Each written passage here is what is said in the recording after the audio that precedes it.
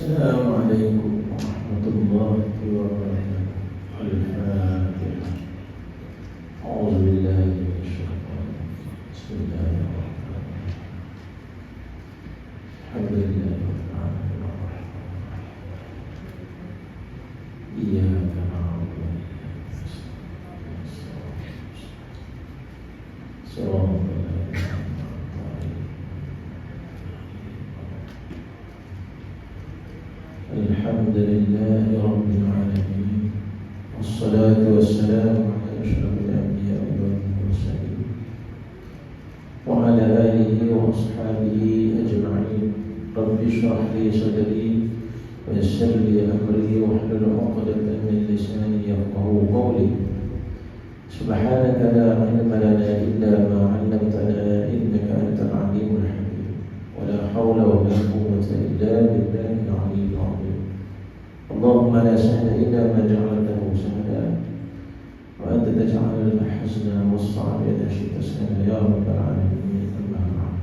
Alhamdulillah, pada ini kita masih lagi bincang hadis yang ke-35 yang bertajuk persaudaraan se-Islam dan hak-hak seorang Muslim.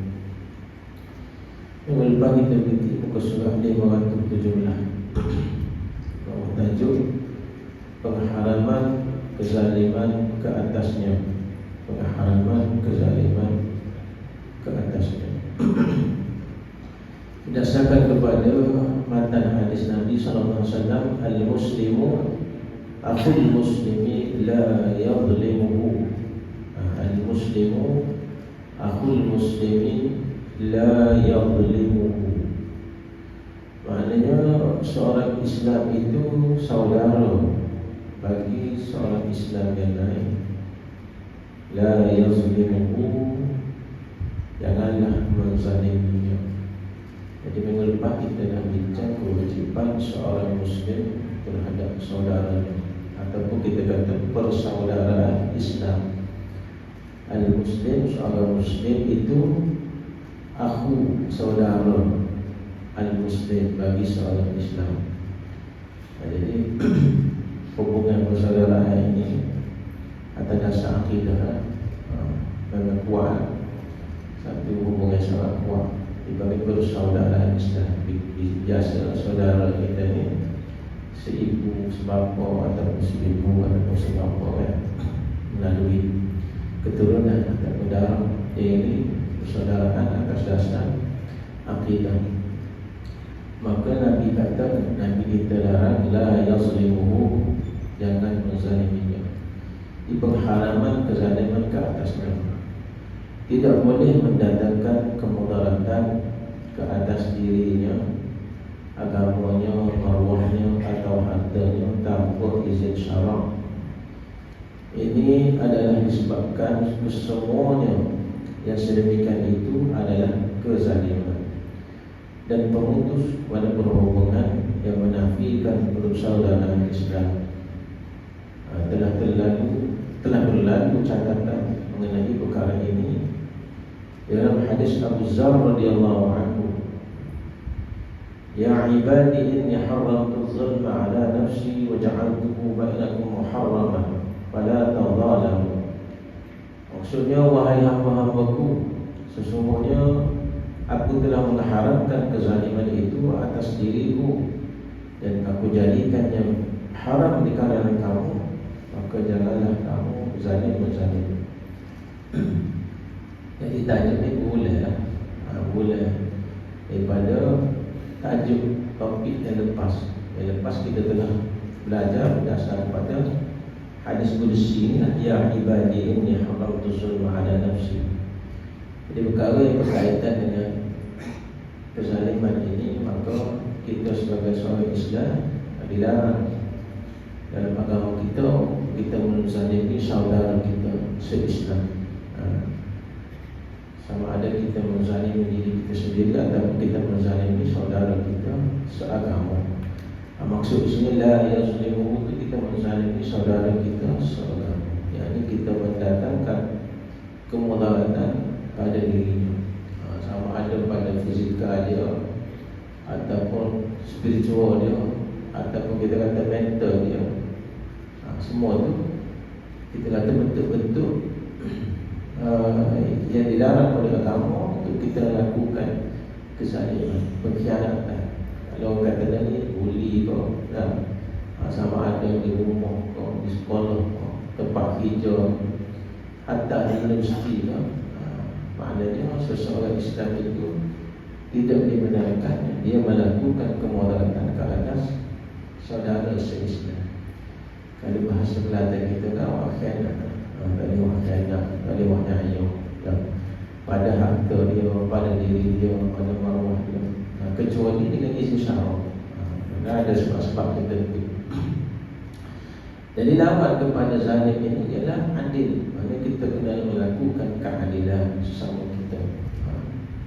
Dari segi ta'arif kezaliman itu atau syai' fi ghairi mawdihi, kita meletakkan sesuatu bukan pada tempatnya.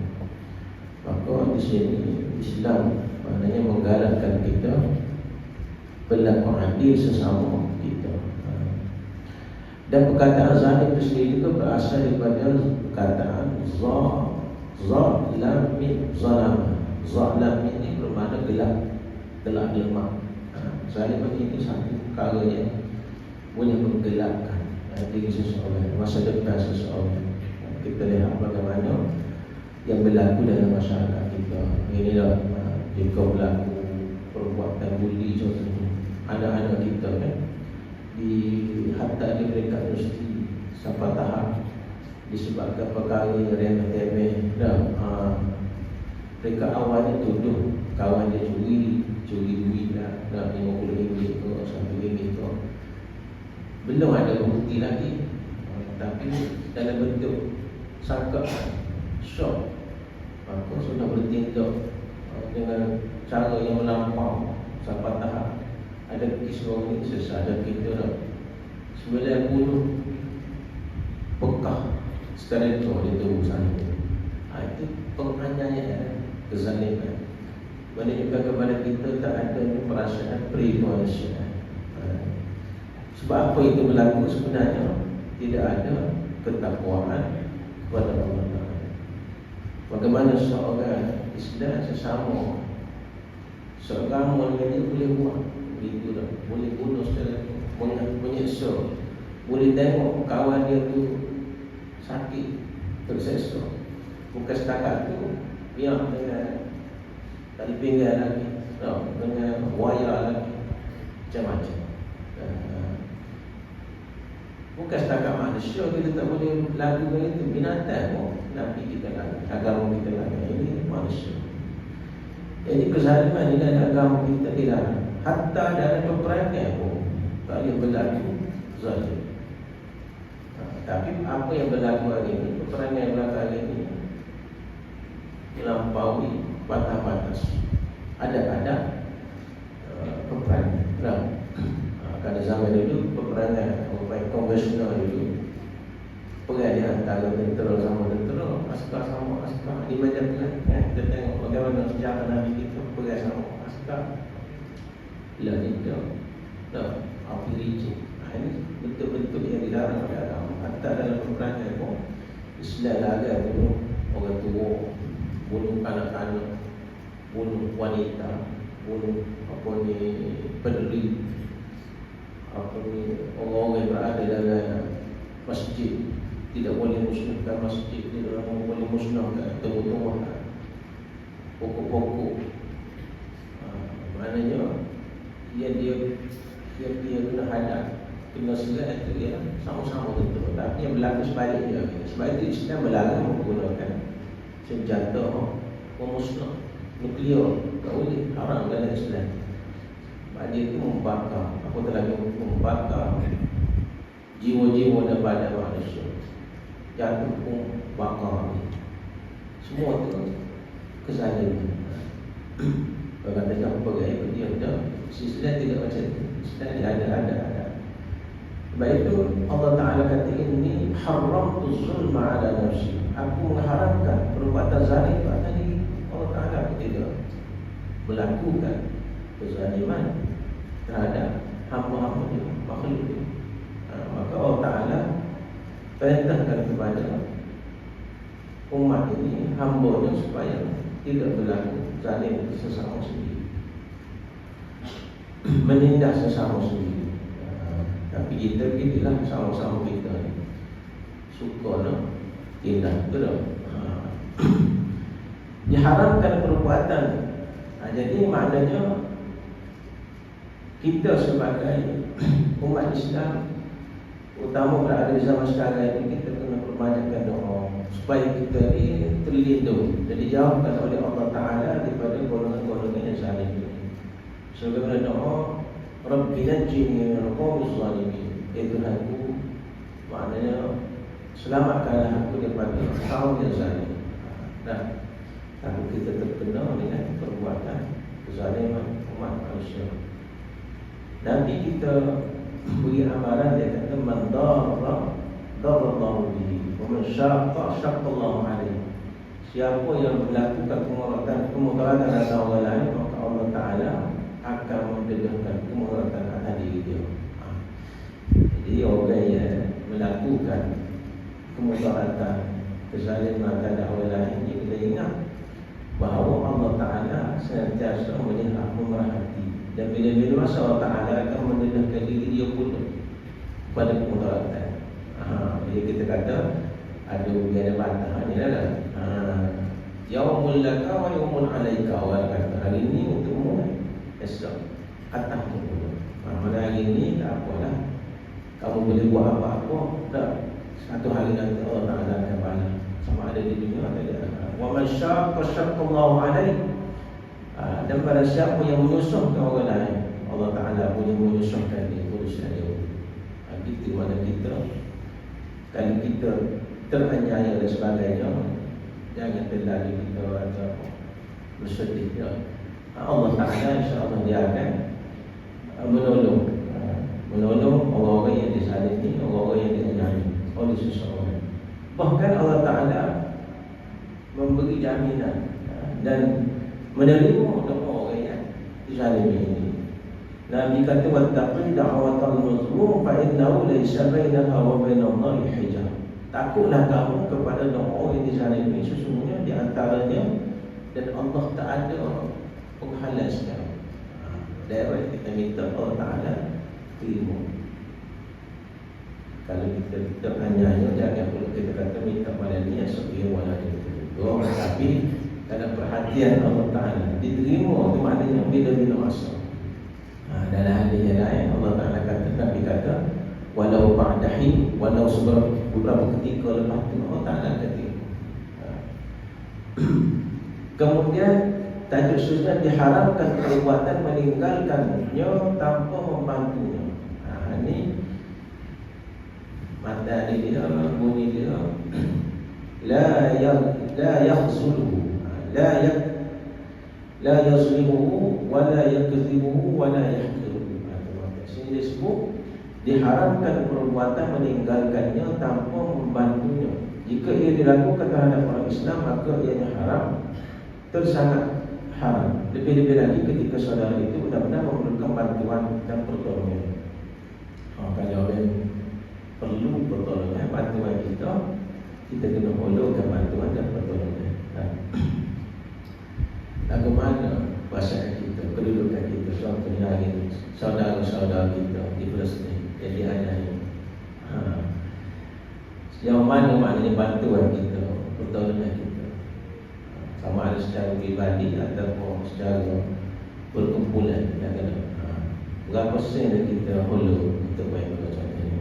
Berapa kali kita berdoa untuk mereka.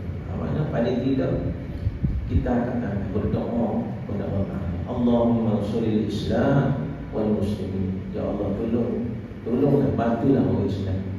Bantulah Islam dan orang Islam yang teraniaya di Palestin, di Gaza. Hari-hari dibunuh, dianiaya, diseksa. Yahudi ini kalau setakat pun biasa dia seksa. Senjata dia guna tu menyeksakan. Dia tidak mati sekali masuk dalam tu badan orang, menyebabkan terbakar, hancur. Nak boleh mati itu lama. Walaupun kita dengar penduduk Gaza ataupun Palestin menjahit dia mati syahid ni dia kata tak terasa apa. Waktu mati tak terasa apa. Dia diceritakan itu benar. Orang yang mati syahid ni tidak akan merasai kesakitan. Allah Ta'ala akan angkat kesakitan dia, sakaratul maut dia tu. Kita biasanya berhadapan dengan sakaratul maut.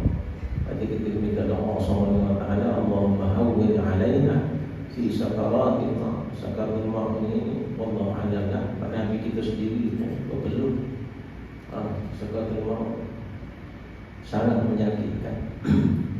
Tapi orang yang mati syahid Allah Ta'ala angkat kesakitan seperti maut. Firman Allah Subhanahu wa taala, wa in istansarukum fid din fa'alaikumun nasr.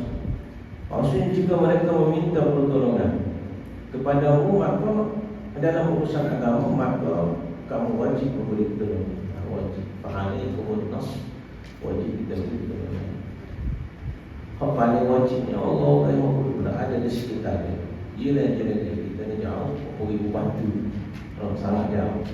Bila ni dekat zaman kita ni sebab ada kabar berita, ada internet sebagainya. Dan kalau zaman-zaman dulu yang kita tahu kita lah, tak bunyi. Terriwayatkan oleh Abu Darda bahawa Rasulullah SAW telah bersabda, "Ma min mri'in muslimin yakhdhulu mur'an musliman fi mawdi'in tuntahaku fihi hurmatuhu wa yuntaqasu min 'irdihi illa khazalahu Allah fi mawdi'in yuhibbu nusratahu." Maknanya tidaklah seorang muslim itu membiarkan seorang muslim yang lain tanpa membantunya ketika kehormatannya dicabut dan kemuliaannya diperlekehkan, melainkan Allah akan membiarkan, yakni tidak membantu, tidak tolong ketika ia memerlukan pertolongannya. Itu. Ini kalau kita tengok Islam zaman dulu, pemerintahan Islam zaman dulu, contohnya kerajaan Mu'tasim, ada cerita masyhur seorang wanita yang dicabut, dianyai maruah dia. Lalu dia menyeru kerajaan Mu'tasim, dia kata, "Wa Mu'tasimah, seorang perempuan, seorang muslimah yang telah diganggu." Lalu didengari oleh Raja Mu'tasim, dia akan tentera, disebabkan seorang Islam yang dipelekehkan, yang dianyai. Kita 40 berapa ribu mati di Palestin. Tidak ada orang yang sanggup membantu. Ada di sini Nabi kita kata, mana-mana orang Islam yang dia tidak boleh bantu orang Islam lain, nescaya Allah Ta'ala juga bersedia untuk tidak membantu bila diperlukan pertolongan. Kalau kita dalam konteks kampung tempat kita, ada orang yang perlu bantu, agak ingatkan tulislah, mudah permudahkan, pakat-pakat bantu dan tolong. Mudah-mudahan waktu kita susah Allah Ta'ala akan tolong kita. Telah diriwayatkan oleh Imam Ahmad, "Man udhilla 'indahu mu'minun falam yansuruhu wa huwa yuqaddiru 'ala an yansurahu azallahu Allah azza wa jalla 'ala ru'usil khalaiq yawm al-qiyamah." Maksudnya barang siapa yang tidak menolong seorang mukmin yang sedang dihina di kalangannya, sedangkan beliau berupaya berbuat sedemikian, melainkan Allah akan menghinakannya di hadapan semua makhluk pada hari kiamat. Semua makhluk ini berapa bila Allah Ta'ala macam mana Allah Ta'ala menghinakan orang ini, wallahu a'lam. Tapi mana sangat dia dihina di hadapan orang ramai itu, maknanya sangat memalukan. Kita hari ini bukan mempertahankan maruah ataupun seseorang yang dihina, tapi orang Islam sendiri menghina orang Islam. Kita dah sama-sama menghina melalui TikTok dan sebagainya. Kita tengok dalam TikTok banyak orang Islam menghina orang Islam tanpa segasi dengan bahasa yang macam-macam. Ini sangat dahsyat daripada segi kita kata nilai murni, nilai Islam yang sudah hilang dalam masyarakat kita. Tak segasi itu boleh kata begitu bahasa yang sangat-sangat tidak patut, tidak menghormati sesama orang Islam. Sedangkan hadis Nabi yang banyak yang melarang kita menghina sesama kita. Terlihat oleh Al-Bazzar, barang siapa menolong saudaranya di waktu ketiadaan, saudaranya itu, sedangkan dia mampu menolongnya, Allah akan menolongnya di dunia dan di akhirat. Janji Allah Ta'ala. Kalau kita tolong seseorang, Allah Ta'ala akan tolong kita. Membiarkan saudara yang lain tanpa menghulurkan pertolongan dan bantuan kepadanya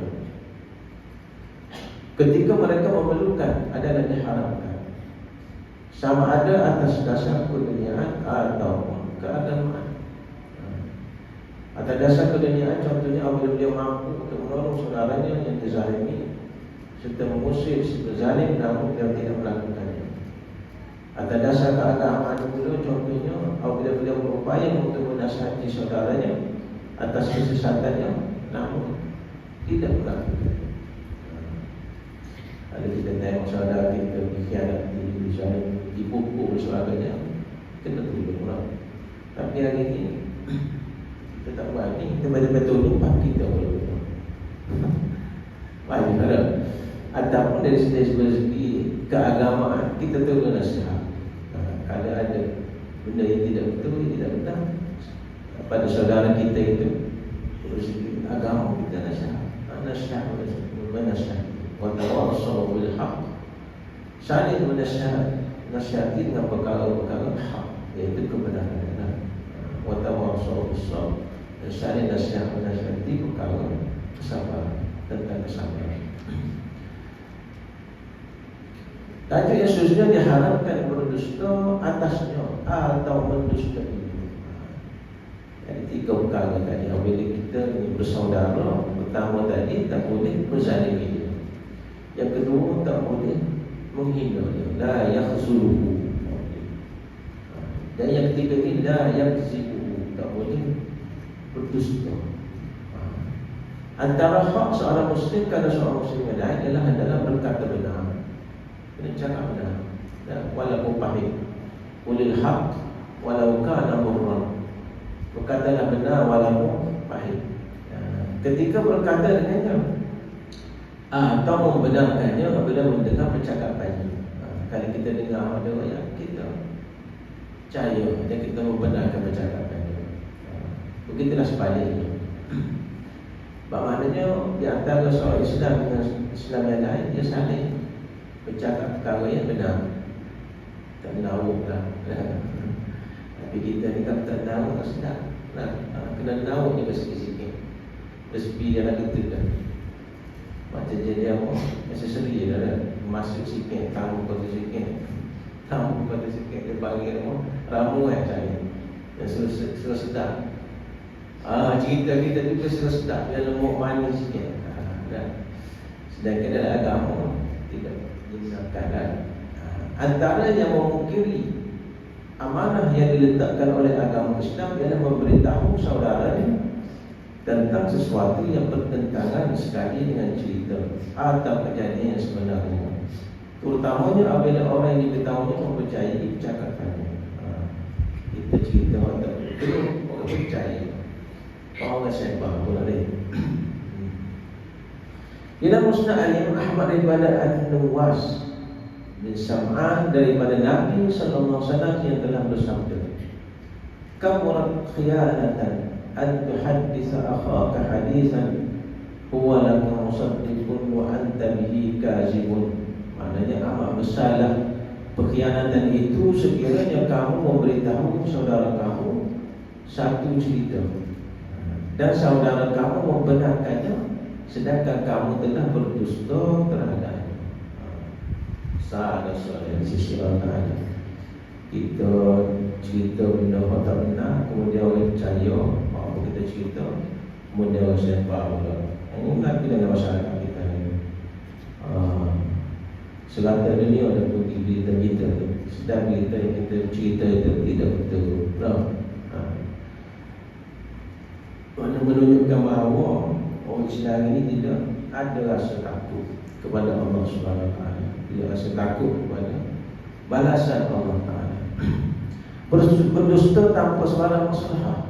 Mana dia dusta itu tak ada kepentingan demi untuk menyatukan dan memelihara jiwa, tapi atas tujuan nak menyatukan persekitaran dan sebagainya, ataupun memelihara jiwa atau harta dibenarkan, adalah satu pendustaan dan pengkhianatan. Tapi kalau tanpa masalah tersebut, maka ia satu dosa di sisi Allah Ta'ala dan satu pengkhianatan. Telah diriwayatkan oleh At-Tirmizi daripada Rasulullah sallallahu alaihi wasallam dalam sabda, "Idza kadzdzaba al-'abdu kadzbatan taba'ada al-malaku 'anhu mailan min najmi ma ja'a bihi." Apabila seorang hamba itu berdusta, maka malaikat akan menjauh darinya dan berpaling dari bau busuk yang datang bersama-sama dengannya, dengan pendustaan itu.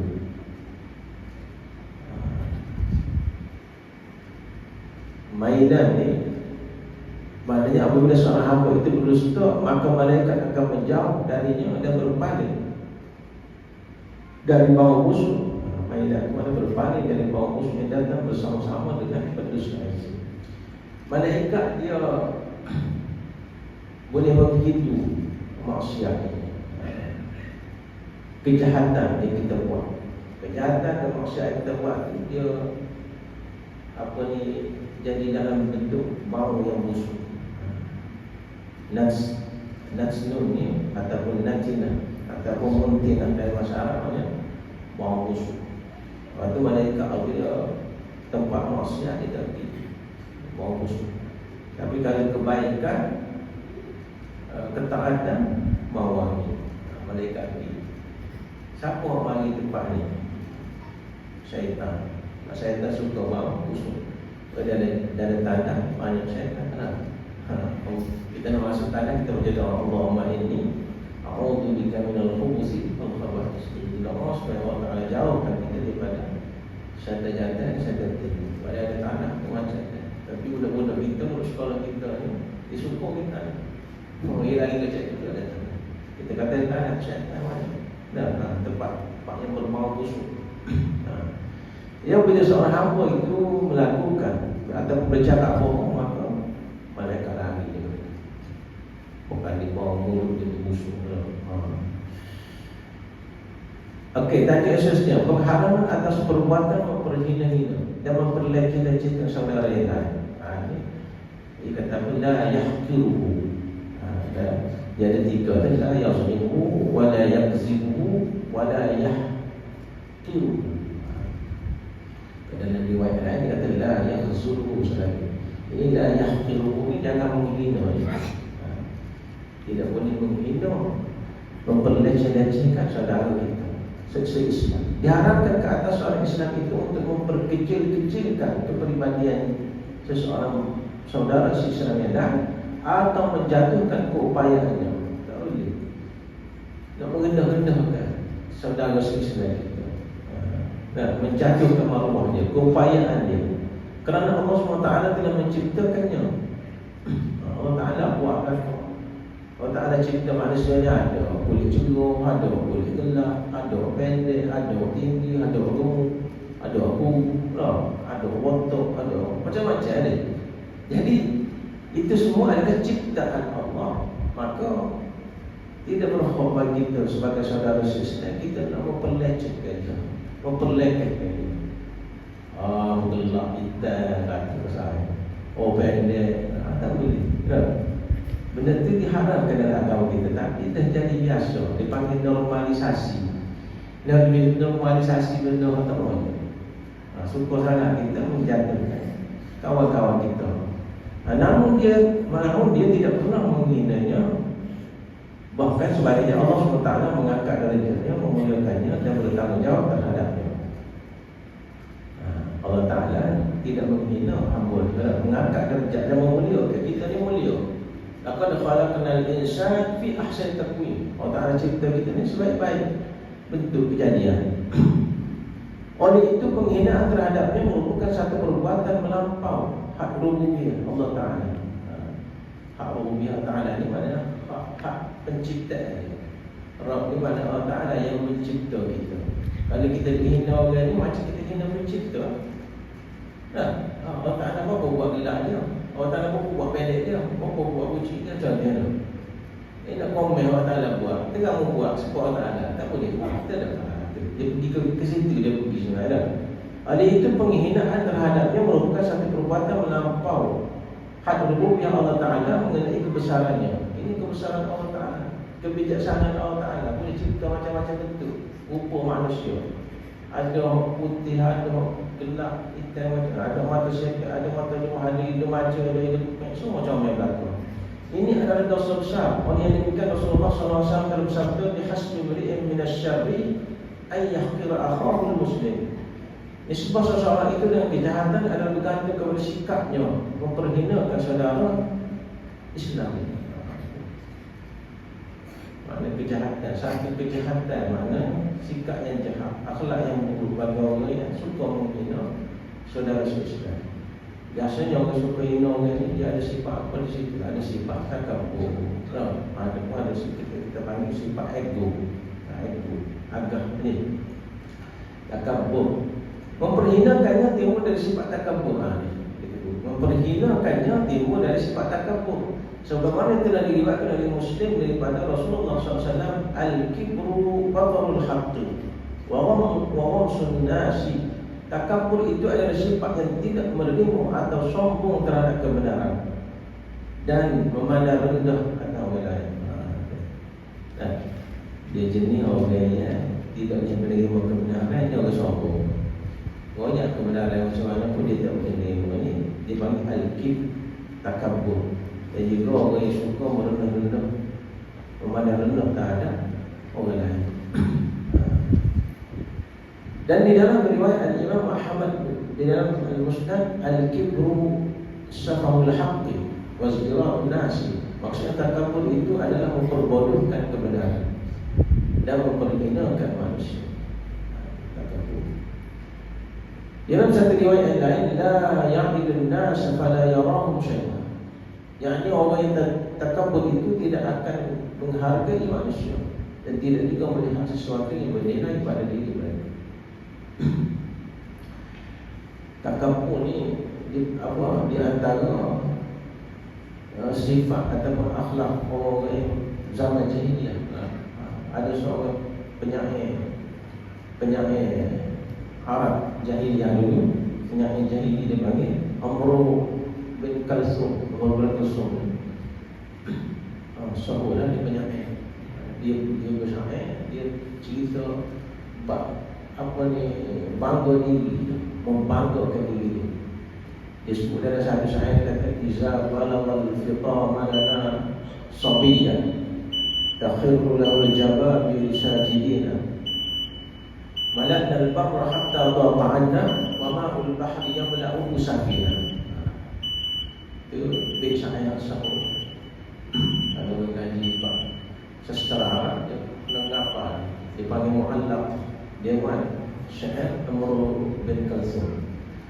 Iza balagal fitama lana sabiyyan, kata aku bila baby ataupun bayi yang tengah menyusu tu jadi kanak-kanak, takhiru lahul jababi sajidina. Orang-orang yang sombong, apa-apa kamu sujud kami. Budak-budak dia apa dia? Takabur. Agak dia nak cerita bahawa sejak kecil lagi orang sujud ke pembuat dia. Pada jadi orang tua tahu agak haram. Malakna al-barra hatta dhama'ana, dia kata pokok kita ni penuh kata dalam. Jadi sepi orang. Mahal gaya. Orang dia keluarga dia enggak. Dia belakang dia penuh. Kebanggaan, kemegahan, kesombongan. Wa ma'ul bahri yamla'u safina. Kemudian dia kata, dalam laut pun penuh dengan kapal-kapal dia, tak ada kapal orang lain, kapal dia. Oh ya. Benda-benda begini ini menyebabkan lahir yang bersifat takabur, nak merendah-rendahkan orang lain, nak mengangkat diri dia dan puak dia dan tak. Jadi Islam tak boleh dia bagi takabur ini tak boleh dari Islam. Kita di situ Allah. Auzubillahi minasyaitonir rajim. Bismillahirrahmanirrahim.